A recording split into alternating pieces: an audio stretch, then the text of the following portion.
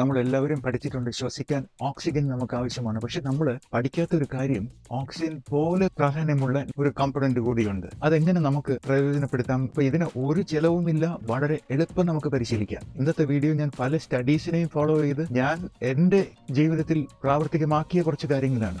ഞാൻ ഒരു മാരത്തോൺ റണ്ണറാണ്. അപ്പം ഒരുപാട് മണിക്കൂർ ഓടേണ്ട ആവശ്യമുണ്ട്, ഒരുപാട് ദൂരം ഓടേണ്ട ആവശ്യമുണ്ട്. അപ്പം മൂക്കിൽ കൂടിയുള്ള ശ്വാസത്തിന്റെ പ്രാധാന്യവും നമ്മൾ യോഗയിൽ പരിശീലിക്കുന്ന ഭ്രാമരി പ്രാണായാമം എങ്ങനെ നമുക്ക് ഗുണം ചെയ്യുന്നുവെന്ന് അതിന്റെ ഒരു വശം നമുക്ക് നോക്കാം. ഇന്നത്തെ വീഡിയോ കുറച്ച് ടെക്നിക്കലാകാം, പക്ഷേ വളരെ ഫലപ്രദമാണ്. എല്ലാവരും അവസാനം വരെ കാണുക. ആദ്യമായി നൈട്രിക് ഓക്സൈഡിന്റെ പ്രാധാന്യം. അപ്പോൾ എന്തിനീ നൈട്രിക് ഓക്സൈഡിനെ കുറിച്ച് പറയുന്നു? നൈട്രിക് ഓക്സൈഡ് നമ്മുടെ രക്തസഞ്ചാരം, ബ്ലഡ് ഫ്ലോ സുഗമമാക്കുന്നു. അതുപോലെ നമ്മുടെ രക്തത്തിലൂടെ പോഷക ഘടകങ്ങൾ നമ്മുടെ കോശങ്ങളിൽ എത്തിക്കാൻ ഇത് സഹായിക്കുന്നു. അപ്പൊ നമ്മുടെ ദൈനംദിന ജീവിതത്തിൽ, നമ്മുടെ വ്യായാമങ്ങളിൽ എല്ലാം നമ്മുടെ കാര്യക്ഷമത ഇത് വർദ്ധിപ്പിക്കുന്നു. അതുപോലെ ഒരു വ്യായാമം ചെയ്ത് കഴിഞ്ഞാൽ, ഒരു ജോലി ചെയ്ത് കഴിഞ്ഞാൽ നൈട്രിക് ഓക്സൈഡ് പെട്ടെന്ന് നമ്മുടെ മസിൽ റിക്കവറി എന്ന നമ്മുടെ പേശികളെ വീണ്ടും പഴയ രീതിയിലേക്ക് കൊണ്ടുവരാൻ സഹായിക്കുന്നു. കഴിഞ്ഞ കുറെ വർഷങ്ങളായി നടത്തിയ ഗവേഷണങ്ങളിൽ മനസ്സിലാക്കിയത്, നമ്മുടെ മൂക്കിൽ കൂടി നമ്മൾ ശ്വസിക്കുമ്പോൾ മാത്രമേ നൈട്രിക് ഓക്സൈഡിന്റെ പ്രൊഡക്ഷൻ മാക്സിമം നടക്കുന്നുള്ളൂ എന്ന്. നമ്മുടെ ഈ നേസൽ ക്യാവിറ്റിയും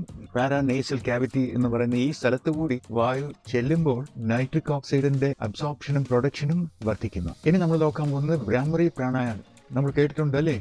ഇന്നത്തെ കാലത്ത് പ്രാണായാമം അറിഞ്ഞൂടാത്ത ആരുമില്ല. കാരണം യൂട്യൂബിലെല്ലാം എല്ലാ തരത്തിലുള്ള പ്രാണായാമസും നമുക്ക് അവൈലബിൾ ആണ്. അത് ഒരു പ്രാണായാമം, ഭ്രാമരി പ്രാണായാമം, നമ്മൾ ഒരു ശബ്ദം ഉണ്ടാക്കിയുള്ള ശ്വസനം. അതിന് നമ്മൾ ചെവി അടച്ച് ചെയ്യാം, ചിലപ്പോൾ ചെവിയും വായും കണ്ണും അടച്ചും ചെയ്യുന്നുണ്ട് നമ്മൾ. അപ്പൊ ഇതിന് പണ്ട് മുതലേ നമ്മുടെ യോഗശാസ്ത്രങ്ങളിൽ അതിന്റെ ഗുണം ഇവർ മനസ്സിലാക്കിയിരിക്കുന്നു. അത് അതിശയമല്ലേ?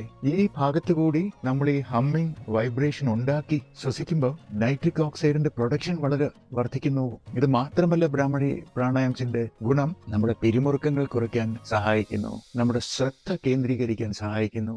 ലേറ്റസ്റ്റ് സ്റ്റഡീസ് 2023 നടന്ന ഒരു പഠനത്തിലും ഈ ഭ്രാമരി പ്രാണായാമം നൈട്രിക് ഓക്സൈഡ് പ്രൊഡക്ഷൻ വളരെ നന്നായി മെച്ചപ്പെടുത്തുന്നുവെന്ന് തെളിഞ്ഞിട്ടുണ്ട്. അപ്പൊ ഞാൻ ഇതെങ്ങനെ ഉപയോഗിച്ചു, ഞാൻ ഇതിന്റെ വശങ്ങൾ എങ്ങനെ മനസ്സിലാക്കി എന്ന് പറഞ്ഞാൽ, എനിക്ക് ഇപ്പം ഒരു ഹാഫ് മാരത്തോൺ അല്ലെങ്കിൽ ഫുൾ മാരത്തോൺ ഓടേണ്ട സമയം പ്രധാനമായും ഓടുമ്പം നമ്മൾ മൂക്കിലും വായിലും കൂടി ശ്വസിക്കുന്നു, മാക്സിമം എയർ ഇൻടേക്കിന് വേണ്ടി. പക്ഷെ അങ്ങനെ ശ്വസിക്കുമ്പോൾ ഞാൻ ചെയ്യുന്നത് 10 മിനിറ്റ് എടുത്താൽ അതിൽ 9 മിനിറ്റ് വായിലും മൂക്കിലും കൂടി ശ്വസിക്കുന്നു, എന്നിട്ട് 1 മിനിറ്റ് മൂക്കിൽ കൂടി മാത്രം ശ്വസിക്കുന്നു.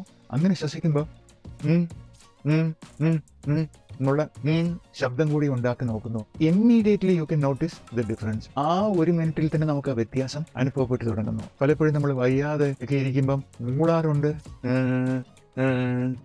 ഇതും ഇതിനു വേണ്ടി ആയിരിക്കാം, അറിയില്ല. പക്ഷെ ഇത് നമ്മൾ വ്യായാമം ചെയ്യുമ്പോൾ, ഇത് ചെയ്ത് നോക്കുമ്പോൾ നമുക്ക് ഇമ്മീഡിയറ്റ്ലി നമുക്ക് അതിന്റെ വ്യത്യാസം മനസ്സിലാക്കി തുടങ്ങാം. ഇത് എത്ര എളുപ്പം. അതുപോലെ നമ്മൾ വ്യായാമം ചെയ്യുന്നു, വ്യായാമത്തിനിടയിൽ നമ്മൾ വിശ്രമിക്കാറുണ്ട്. ആ ഇടവേളകളിലും മൂക്കിൽ കൂടി ശബ്ദം ഉണ്ടാക്കി ശ്വസിച്ച് നോക്കൂ. പഠിക്കുമ്പം ഇടവേള ഇടണമെന്ന് ഞാൻ ഇതിനു മുമ്പ് ഒരു വീഡിയോ ഉണ്ടാക്കിയിട്ടുണ്ട്. പഠിക്കുന്ന ഇടവേളകളിൽ നിങ്ങൾ 2-3 മിനിറ്റ് മൂക്കിൽ കൂടി ശ്വസിച്ച് ഉള്ള ഭ്രാമരി സൗണ്ട് ഉണ്ടാക്കി ബ്രീത്ത് ചെയ്ത് നോക്കൂ. പിന്നെ നമ്മുടെ ഡെയിലി പ്രാക്ടീസിൽ രാവിലെ ഓം ചാൻറ്റ് ചെയ്യാൻ നമുക്ക് 1-2 മിനിറ്റ്, എന്നിട്ട് ഭ്രാമരി പ്രാണായാമം ചെയ്യാൻ നമുക്ക്. ഇതെല്ലാം അല്പസമയമേ എടുക്കുകയുള്ളൂ. ഇങ്ങനെ ഈ ചെറിയ ചെറിയ കാര്യങ്ങൾ ഉൾപ്പെടുത്തി നമുക്ക് ബുദ്ധിപൂർവ്വം ആരോഗ്യമുള്ള ഒരു ജീവിതം നയിച്ചൂടെ? പിന്നെ ഇന്നത്തെ ബോണസ് ടിപ്പ്. അപ്പൊ നമ്മൾ ഉറങ്ങുമ്പോൾ ആഴത്തിലുള്ള ഉറക്കം കിട്ടണമെങ്കിൽ വാ അടച്ചു തന്നെ വെക്കണം. അപ്പോഴും ഈ നൈട്രിക് ഓക്സൈഡ് പ്രൊഡക്ഷനും നന്നായിട്ട് നടക്കുന്നു, നമുക്ക് നല്ല വിശ്രമവും ലഭിക്കുന്നു. ഇപ്പം നിങ്ങൾ ആമസോണിലൊക്കെ സെർച്ച് ചെയ്താൽ കാണാൻ പറ്റും, ഈ നമ്മുടെ ബാൻഡേജ് ടേപ്പ് പോലെ ചുണ്ടുകളെ ബന്ധിപ്പിക്കുന്ന ടേപ്പും അവൈലബിൾ ആണ്. നമ്മൾ